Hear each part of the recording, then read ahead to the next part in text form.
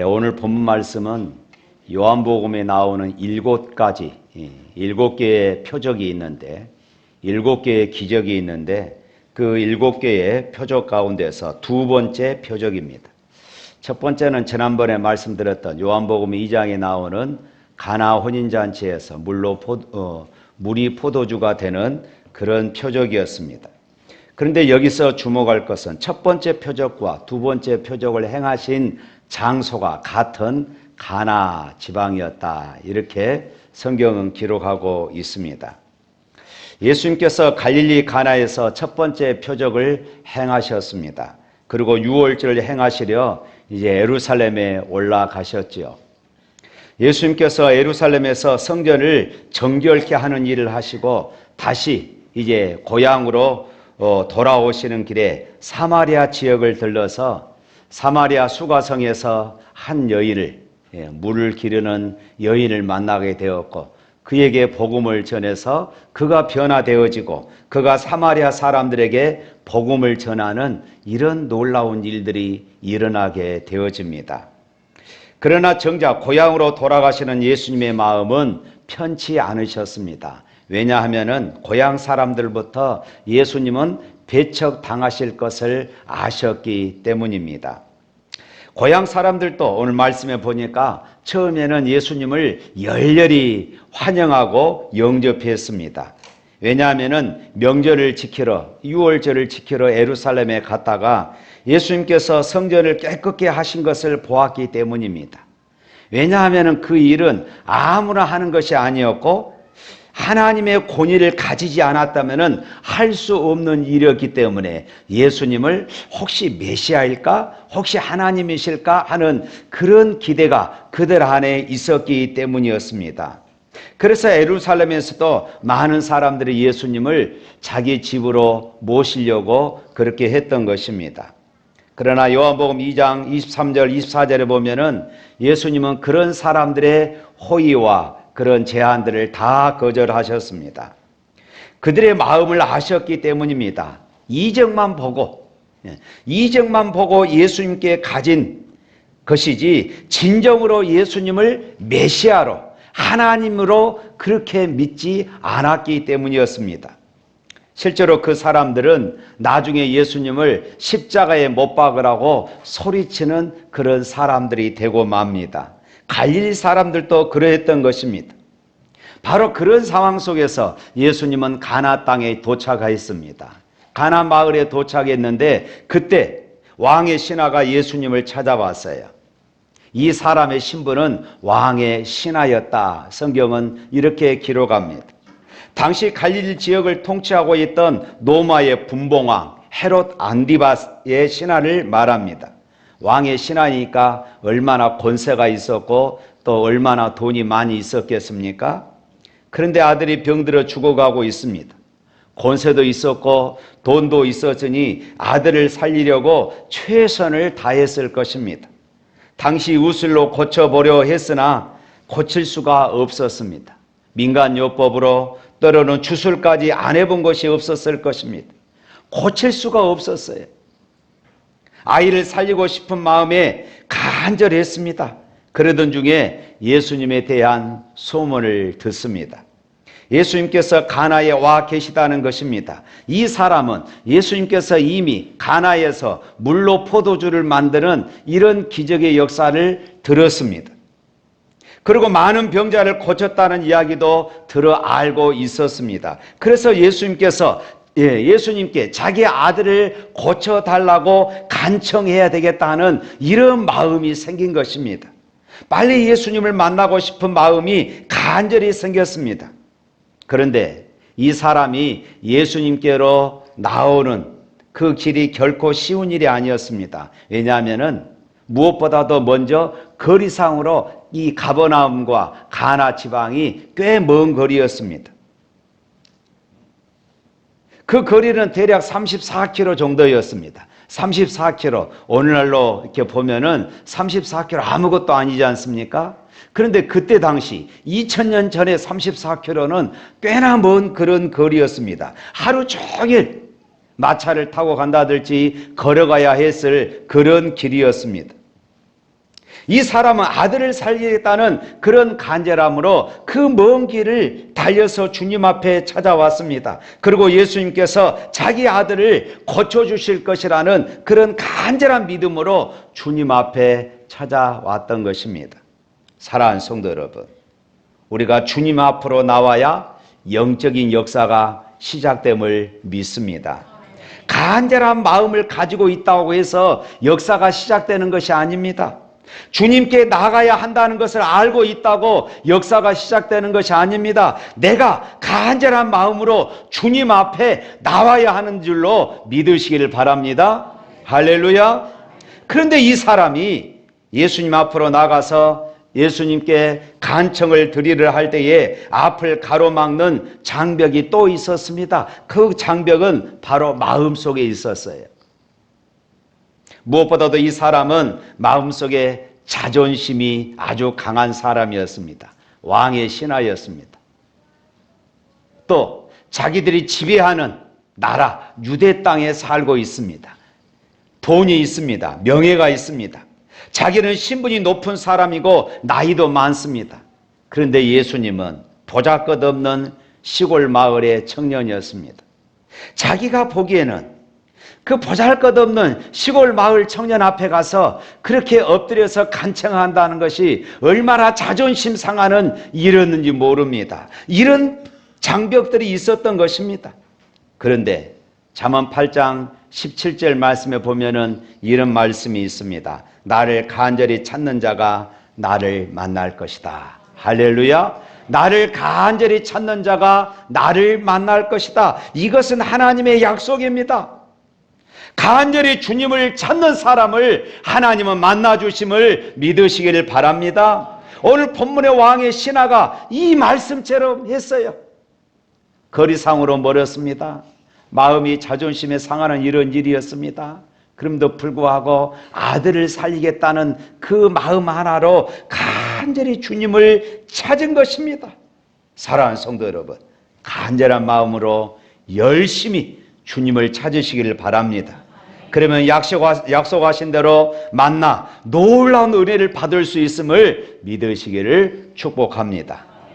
그런데 이상하게 왕의 신하의 간청을 듣고 예수님은 탄식하셔요. 오늘 본문 48절 말씀 한번 읽어볼까요? 예수께서 이르시되 너희는 표적과 기사를 보지 못하면 도무지 믿지 아니하니라.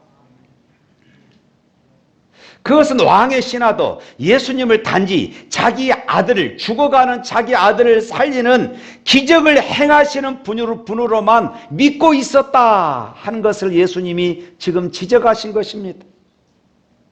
이 점에 있어서 앞서 말씀드린 사마리아 사람들과는 너무나도 대조적이고 너무나도 달랐던 것입니다. 사마리아 여인은 예수님을 만나고 아무런 기적을 체험하지 않았습니다. 단지 하나님이, 예수님이 자기도 사랑한다는 것을 깨달은 것입니다. 그것 때문에 그런 물 항아리를 버려두고 마을로 들어가서 자기가 만난 그리스도, 자기가 만난 예수님을 전하기 시작했던 것입니다. 그러니까 사마리아 사람들이 어떤 기적을 체험한 것이 아니었습니다. 방탕했던 여인이 변화된 모습을 보고 충격을 받은 것이에요.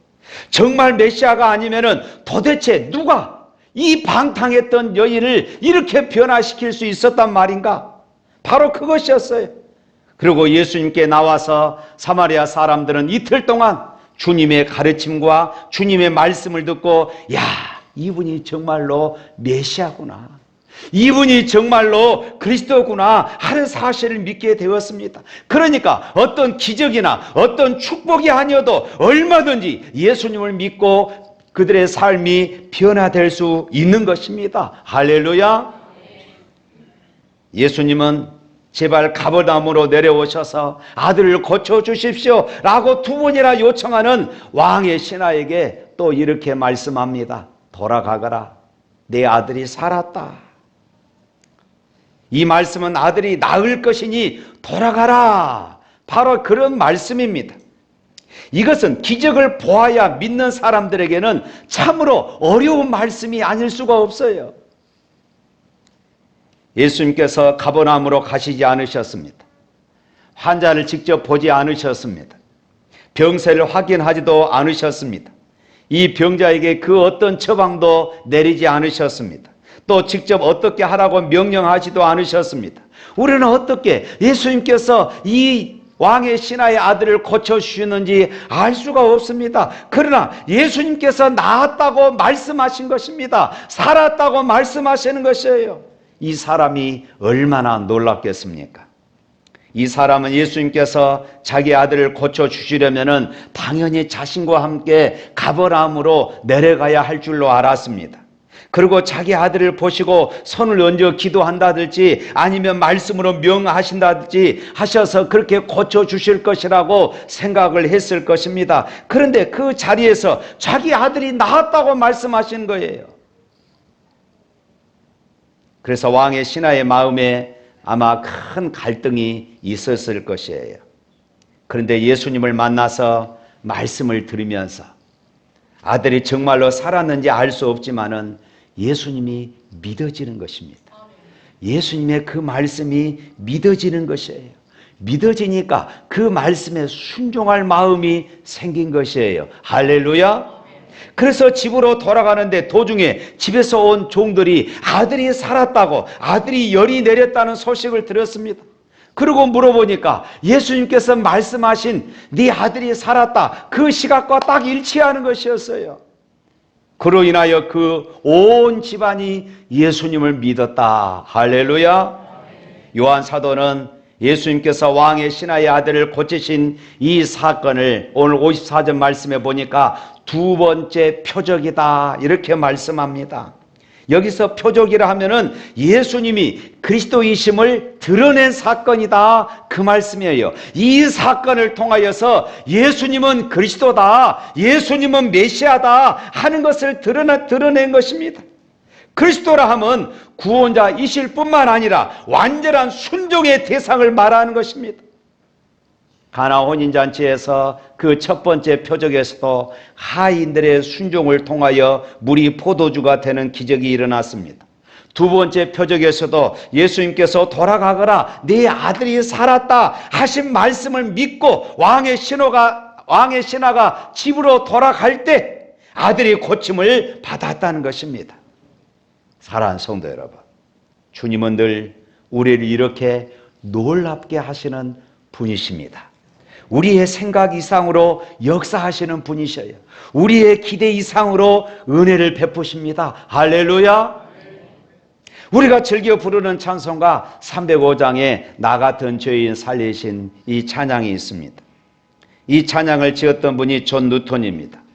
이 사람은 아주 악명 높은 노예 무역상의 선장이었습니다.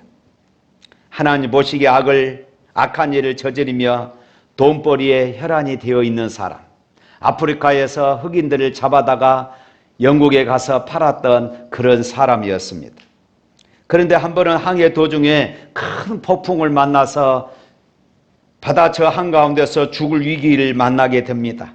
배가 바다에 침몰할 지경이 되어지자 가판 위에 무릎을 꿇고 존 누턴은 하나님께 엎드려 이렇게 기도합니다.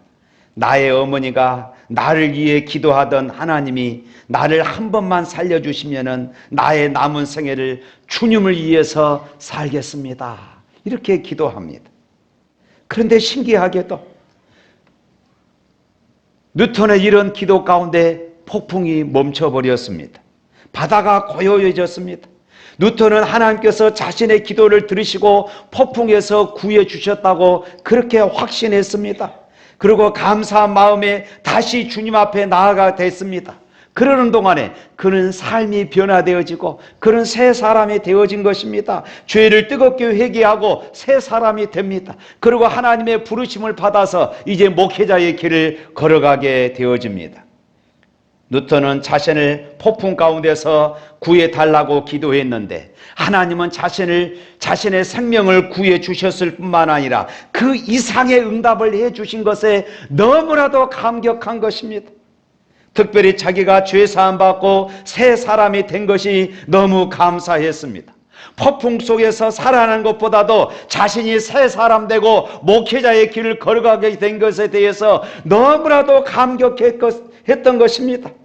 그래서 그는 자신의 기대 이상의 응답해 주신 하나님, 기대 이상의 은혜를 베풀어 주신 하나님께 나 같은 죄인 살리신, 우리나라 찬송가에는 제목이 그렇게 적혀 있습니다만은 영어 성경에는 Amazing Grace, Amazing, 놀라운, 대단한, 바로 이런 말입니다. 놀라운 은혜라는 것이에요. 대단한 은혜라는 것입니다. 기대 이상의 은혜라는 것입니다.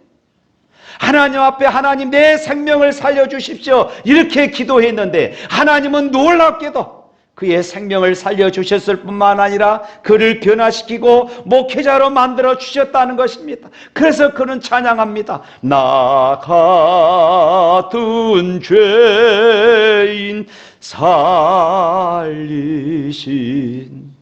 주의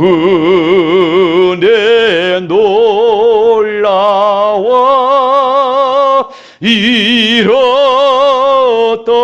생명 찾았고 광명으로 뒀네. 사랑하는 성도 여러분, 주님께서는 우리가 간절히 주님 앞에 부르짖을 때에 기대 이상으로 놀라운 은혜를 베풀어 주실 것을 믿으시길 바랍니다. 당장 우리가 바라는 것을 이루어 주시되 우리 생각이 아니라 하나님의 생각대로 응답해 주십니다. 그리고 우리가 바라고 원하는 것 이상의 큰 은혜를 베풀어 주십니다. 믿으시기를 축복합니다. 이미 이런 기대 이상의 응답을 체험하고 찬양하는 분들도 계실 것입니다. 오늘 또 우리가 간절함으로 주님 앞에 나가면은 주님께서 또 기대 이상의 놀라운 은혜를 응답해 주실 것을 믿으시기를 축복합니다. 사랑하는 성도 여러분, 오늘 본문을 통해 제가 여러분들에게 정말로 드리고 싶은 말씀이 있습니다. 그것은 예수님은 내 인생의 모든 문제를 해결해 주실 것을 믿으시기를 바랍니다.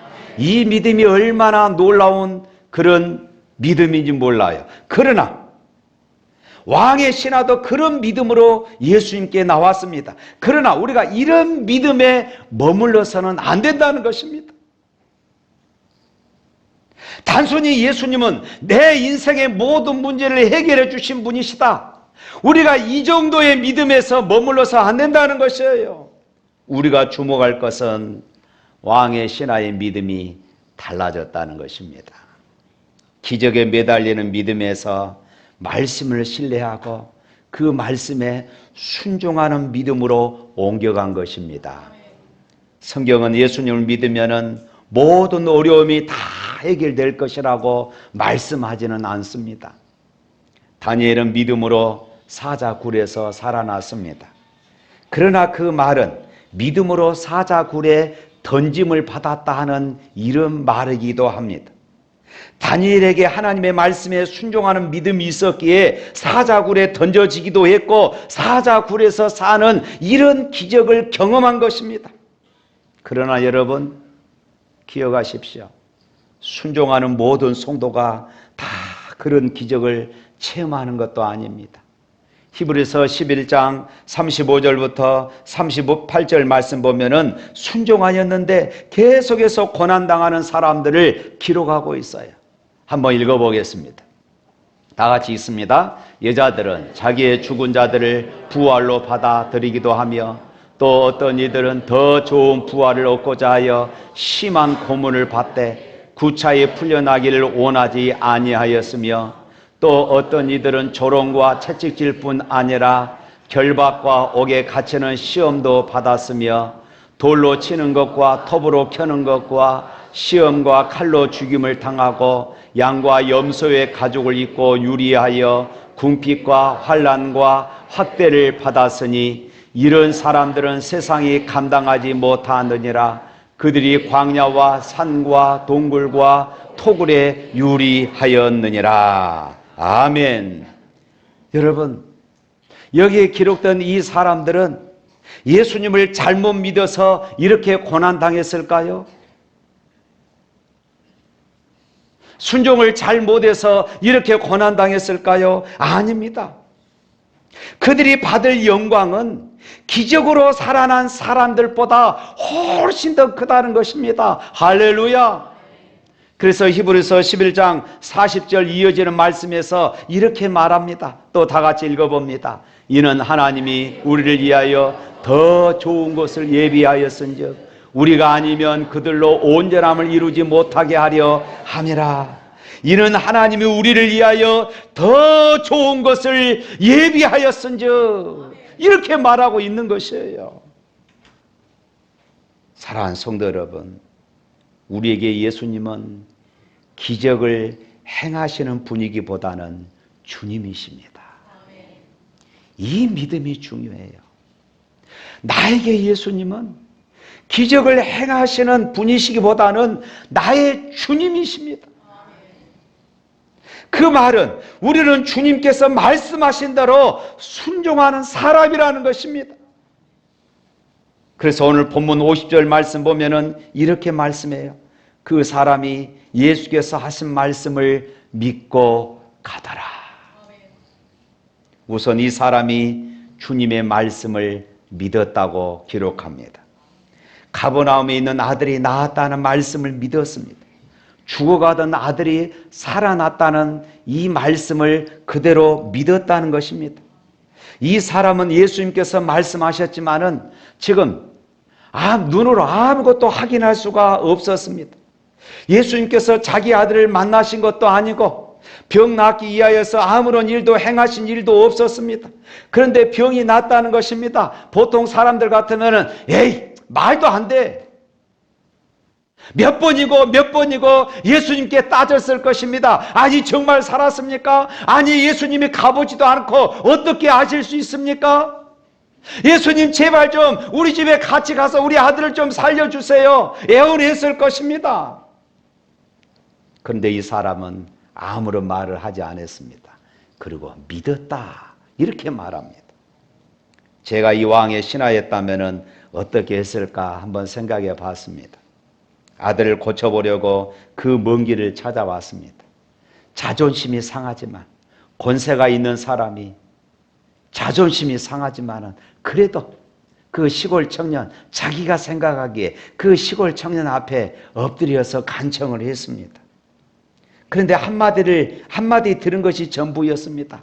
아들이 나았다. 아들이 살았다. 돌아가라. 과연 그 말 한마디 듣고 다시 그 먼 길을 돌아갈 수 있었을까요? 요즘 같으면 휴대폰으로 전화해서 아마 확인을 했을 것입니다. 그래서 저 같으면 확인하려고 몇 번이고 또 물어봤을 것이에요. 그러나 이 사람은 아무것도 묻지 않고 순종한 것입니다. 그러니까 기적을 바라보고 예수님을 찾아봤는데 이 사람은 순종을 통해서 하나님의 기적을 본 것입니다. 할렐루야. 기적을 바라고 예수님께 찾아왔어요. 그런데 순종을 배웠고 그 순종함을 통하여서 주님에게 이 기적을 본 것입니다. 이 사람이 어떻게 그 예수님의 말씀을 믿고 순종하여 가버나움으로 돌아갈 수 있었을까요? 로마서 10장 17절 말씀은 이렇게 말씀합니다. 또 다 같이 읽습니다. 그러므로 믿음은 들으면서 나고 들음은 그리스도의 말씀으로 말미암느니라. 믿음은 그리스도의 말씀을 들음으로 생긴다. 할렐루야.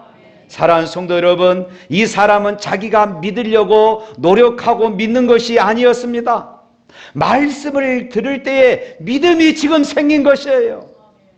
이 사람이 예수님을 만나보니까 이분이 그리스도라는 확신이 생겼습니다. 이분이라면 자기 아들을 고쳐주실 수 있는 분이라는 이런 확신이 생겼습니다. 그래서 그분이 자기 아들이 나았다고 말씀하셨습니다. 그 말씀을 듣는 순간 바로 믿음이 생긴 것이에요. 믿음은 말씀의 열매입니다. 내가 생각해 보니까 믿을 수 있을 것 같다. 그래서 믿은 것이 아닙니다. 말씀을 들을 때에 내 속에 그 믿음이 생기는 것이에요. 내가 들은 그 말씀을 주님의 말씀으로 받을 때에 그 믿음이 내 속에서 마치 씨앗처럼 생기는 것입니다. 그래서 여러분, 말씀을 듣는 것이 중요합니다. 그 말씀을 주님의 말씀으로 받는 것이 중요합니다. 그때 믿음이 생기는 것이에요. 내가 믿어야 되겠다가 아닙니다. 말씀을 들을 때에 성령이 역사하셔서 내 안에서 믿음이 일어나는 것입니다. 할렐루야. 그런데 이 사람은 믿었을 뿐만 아니라 순종했어요. 주님께서 가라고 말씀하시자 바로 순종해서 가브람으로 가게 된 것입니다. 사랑하는 성도 여러분, 믿음은 행동하게 합니다. 말씀에 순종하여 행동하게 하는 것이에요.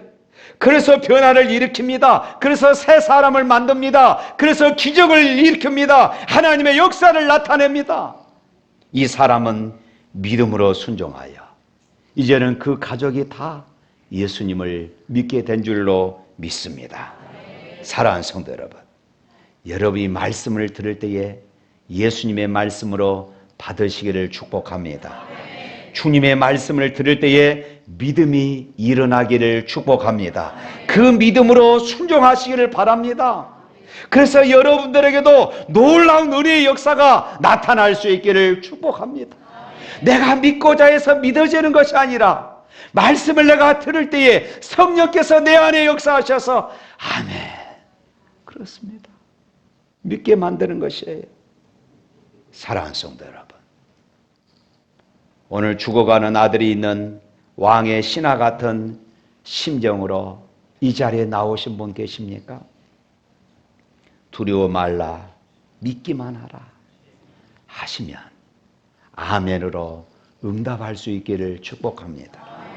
그리고 순종하는 삶을 통해서 하나님의 기적의 은혜를 누리시기를 주님의 이름으로 축복합니다. 우리 찬양하겠습니다.